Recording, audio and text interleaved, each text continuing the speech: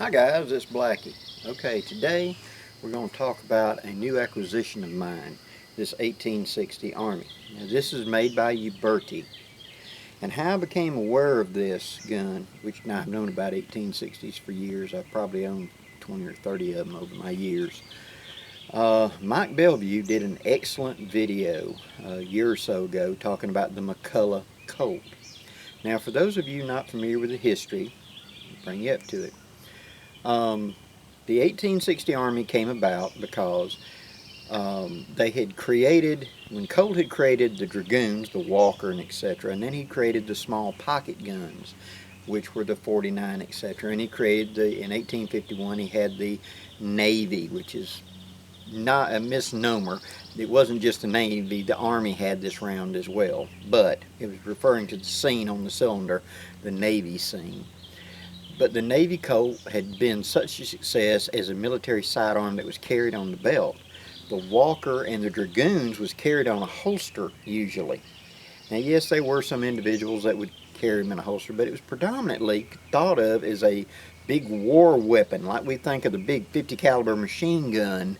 You know, it's a war gun. You know, yes, there are people that have got a rifle, and they've even got a handgun today in 50 caliber belt fed, but the mindset is still that's a big war weapon, big boy. So if you were looking for a 44 caliber gun, it had to be one of them big Dragoons. Colt didn't make them. They just made the 36 and the small gun. Colt made the big one, but you know what I mean. There wasn't a belt gun in 44. And so this progressed up, and by the beginning of the Civil War, the Dragoons had been slimmed down and etc. to the point they wanted to take it down, and they took a 51 Navy frame and created a prototype of could you make a rebated cylinder and could it be used as a 44, and it was a success. And so therefore they created the 1860 Army, as we call it. Now in an effort to try to lighten the gun as much as possible, they made these deep flutes in the cylinder, trying to reduce the weight and get it closer in weight toward the Navy than the big, almost 4-pound Dragoon. Lighten it up and get the power of a Dragoon in something the size of the Navy, and thus became this gun. And at the beginning of the Civil War, the first shots had been fired and military units were being recalled to the east, and people who were sympathetic to the South were being led out of Union service, and they were flocking to the South to join the Army there. And it's kind of like the two teams are, well, this caused a huge vacuum out west in Texas and these other areas where they'd been fighting Indian wars against Comanche and etc. out there in the frontier, and suddenly all the federal troops are gone. They've gone back east. Well, that left a real problem for the people in Texas out in those areas, and this gentleman by the name of McCulloch had gone to Colt, and even though the South had seceded at this point, Texas had succeeded, he went and asked to get 1,000 of these new Army revolvers to be issued to Texas Rangers and to forces in Texas, not to fight against the Union, but to fight and defend against the Comanche and the Indians. Okay? And out of sheer force of will, he convinced Colt that he was telling the truth. This wasn't going to be a war arm. This was going to be an arm used to defend the frontier against Native Americans. And so Colt completed that order. He filled that order. And the guns eventually made it into Texas, where they were used by the Texas Rangers. Thus, the name that is being applied to a certain model of this 1860 Army with this fluted cylinder and a finish by Uberti is called the McCulloch Colt. Now, when I saw Mike Bellevue's video, I spotted a little detail, and that's what kind of intrigued me about this gun. And it shot so well for Mike that I decided to get one for myself and give it a try. And so I found it on sale. I believe it was Midway USA I picked it up.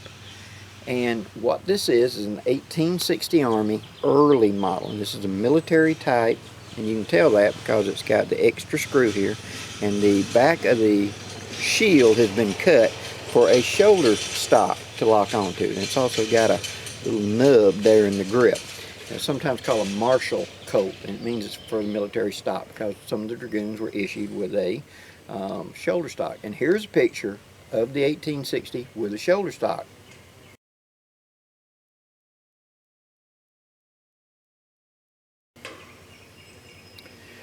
Now, this fully fluted cylinder was a problem because whenever they got the guns to the field, the metallurgy of the day just wasn't there, and some of these cylinders burst.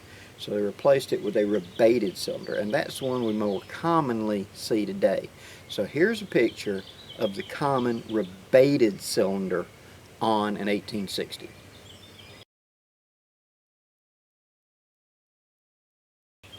Now, this gun is manufactured today by Uberti, and many points about this gun I like. One, it's got the proper grip. This nose back here is not as pronounced like you see on a Pieta. It's closer to the Colt grip. The grip has got the right thinness up here with the flare crack, and it feels more like the Colt. Some of the ones in the past made by Uberti and by Pieta didn't feel right. And if you've ever held a real Colt and you pick up one of these, you'll know the difference in the second you pick it up. But it's closer, a lot closer to the right feel to it. The other thing is the barrel is not marked. It's nice and clean. Uberti puts their marks here up under the rammer. It says it's manufactured by Uberti. That keeps a very clean line, and that's something I really like when I'm doing a gun like this. But here's the little part that got me.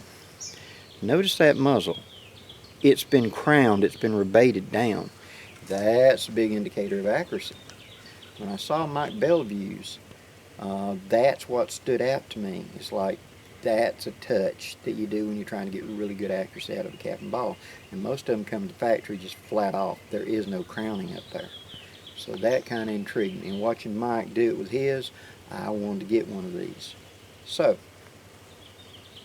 let's look at a few other features of it. Now, to take the wedge out the way I do it with mine, and normally these are very difficult till you shoot them a while, then the wedge will get a little looser, okay?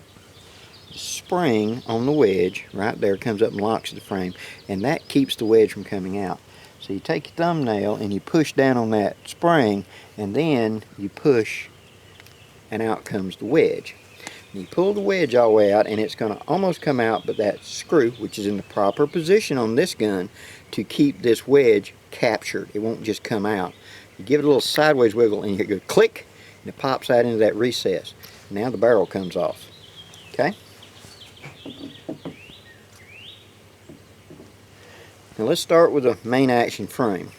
It has a color case hardened frame and this is unique, a color case hardened base pin.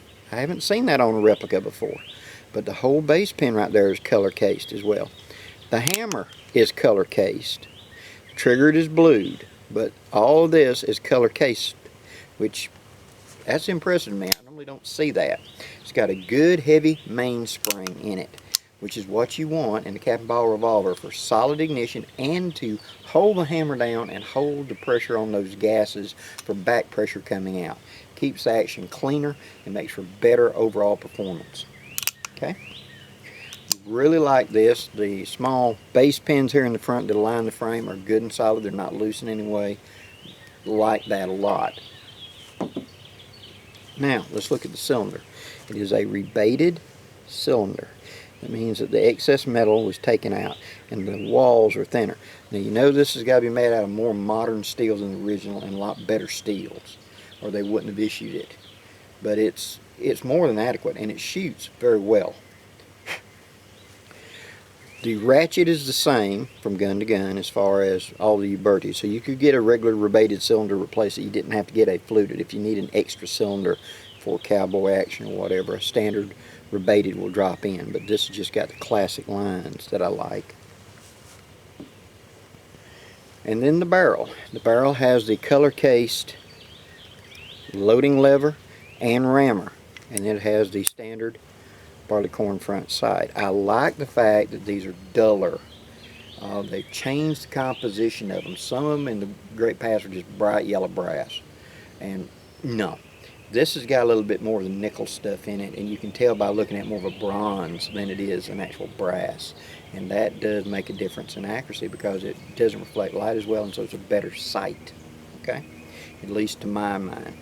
The rifling in it is good, deep rifling. That's a big improvement over the replicas of the past, where often they had very shallow rifling and didn't grip a ball well. These will grip conicals or balls very well. And this loading area is big enough in my particular gun it will load the Johnson & Dow bullet by Aragon bullet molds, and it will load conicals without any big to do. Some guns, this shoulder right here is a little too much, you got to relieve it.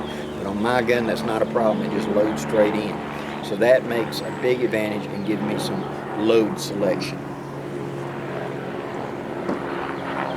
Now, and with this tight mainspring, you get all 4 clicks. And you've heard that 4 clicks is a Colt, and 3 clicks is a replica. What they're talking about, you get, that means that the hand, the spring on the hand is strong, and it's clicking as well. So let me put her together, and I'll show you right quick. Okay. So with the hammer all the way down.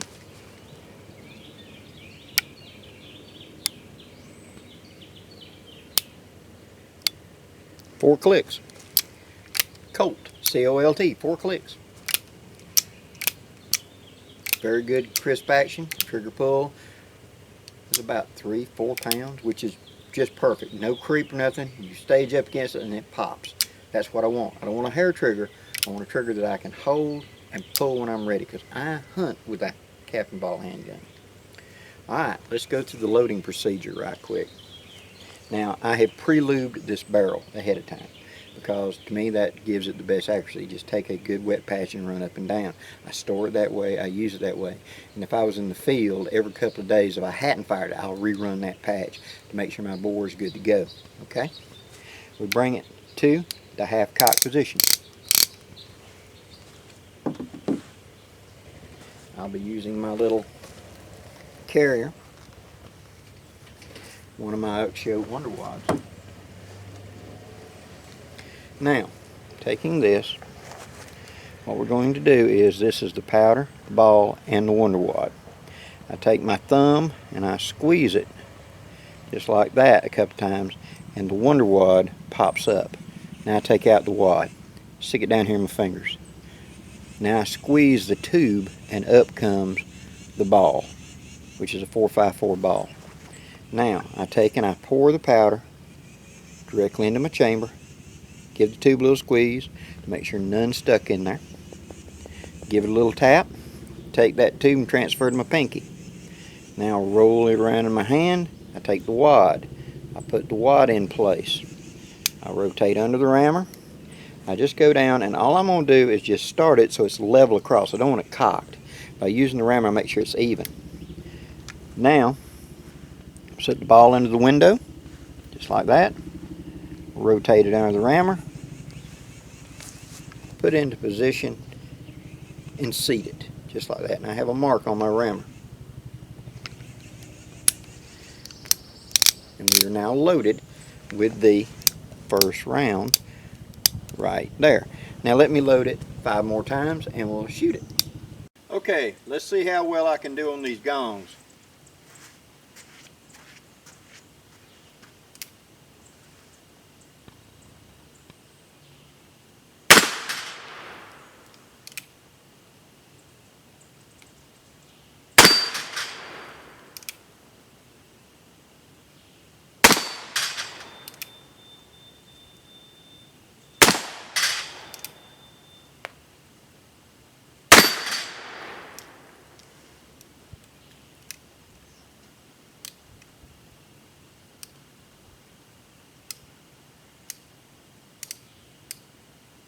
Had a cap getting away.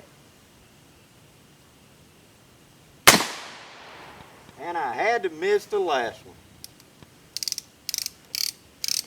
Oh well, that's the way it goes. So, the 1860 with a fully fluted chamber. I wanted to try this out for accuracy, and it's a very accurate gun and very reliable. And if you're looking for an accurate replica, I recommend this model by Uberti. Now, I also had another reason for wanting this gun. Those of you that have followed my channel for a while will recognize this. This is my 1861 36 Navy that I call Stormborn. I wanted to make a case set of that, a 60 Army and a 1861 Navy. They're basically the same gun except for the caliber and a slight difference in grip. The barrels are the same length, cylinders are a little different size, but you get my point.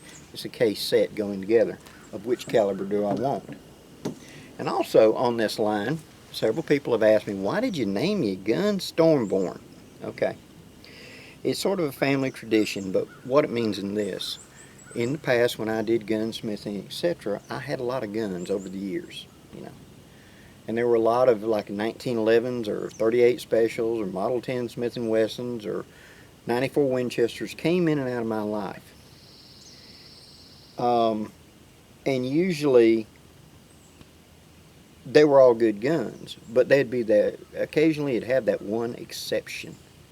It just shot better. It was what in the past my granddaddy called a sweet gun. It made you look good shooting it. And when you did have a gun like that, you put a name to it. So it's a reference point. So that a good friend of mine, who he and I have shot and traded guns together for 40 years now, if I say a 1911, that's kind of a generic. But if I say Thumper, he knows the exact 1911. That's the one I had in the 1980s that I'd done this and this and this. That was the name of that gun, Thumper. So it wasn't just a generic 1911, it was a specific one that I had. See, that is the very first 1861 Navy I've ever had, and it shoots very well and accurately. And it was delivered to me in one heck of a thunderstorm, and so I gave it the name Stormborn. So now, for future reference, if I ever have another one, and I said, which one is Stormborn? That tells you what it is. This gun will probably earn a name. When it does, I'll let you know. But why else did I want this? I wanted it to antique it for you. I did an antiquing series a year or so ago when I antiqued Stormborn, and many people have asked me to go back and redo that. So I will be doing that with this one. I'm going to turn it into a McCulloch Colt. The finish and everything. We're going to antique the grips. We're going to antique the finish. And we're going to make it look like an old original. That's what's coming. So, I hope you enjoyed this, guys. Thank you for supporting my channel, and thank you for being supportive of the percussion series I've been doing. Till next time, I'm Blackie, wishing you safe journeys. Have a great day, guys.